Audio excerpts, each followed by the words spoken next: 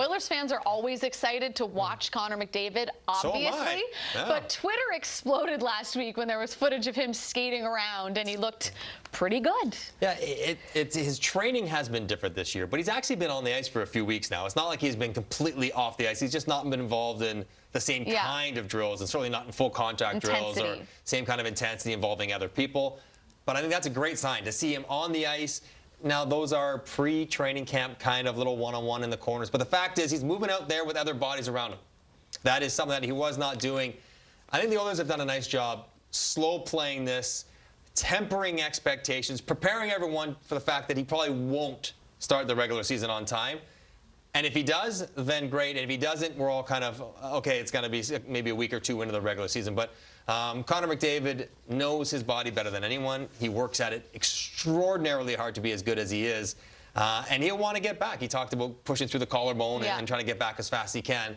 But at the same time, skating, his legs, his knees are his lifeblood. That is his game, the best part of his game. He's got to make sure those are good to start and good long-term. Don't put himself at risk at all, something that might be nagging or reoccurring. Get himself as healthy as he's going to be and then get him in the lineup. But if it's game 1 or game 8, you just make sure you're healthy when you start. Yeah, patience is a virtue, especially when we're talking about one of the best players on the planet. It's hard, though. Imagine Edmonton, new GM, new coach. We're going to bounce back after a down year. Here's our guy. I want to see Connor McDavid in the playoffs as much as any other hockey fan. And the Oilers and their fans don't need a reason to think, okay, the first month of the season is going to be difficult. Right. After what they've gone through last year and some of the disappointments in the last couple of years. So a few changes to the roster. You look at this Edmonton Oilers team. Right. Where is your expectation level for the team? We know what we're going to get from Connor McDavid. Yes. It's the rest of the team.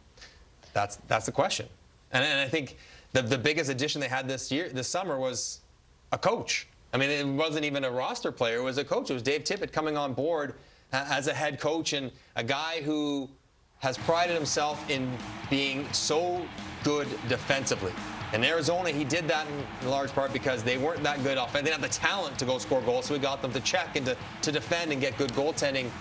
And for Edmonton, I think for the entire roster, except for McDavid's line, that's kind of how they have to play. And I think trying to get the team to buy into a tighter defensive system to support maybe some of the individual shortcomings that they might have as a group, protect their goalies, will give their team the best chance to win. So it'll be interesting to see. I mean, they've had some big-name coaches, and a lot of them roll through there. I was just gonna bring this up with coaches and goaltenders. Yeah. It's been a pretty carousel. It's been a carousel in both of those areas. I think the organization as a whole would do well to have some consistency in both of those spots. So well, I imagine Dave Tippett will be there for several years. I mean, goaltending will be an interesting question for them this year because they have Koskinen coming back. He got that big contract after just a couple months of play, and his game is, you know, it's just average in the NHL. Then you have Mike Smith coming down from Calgary to Edmonton, and you know, he's in his upper 30s. What's his game going to be like?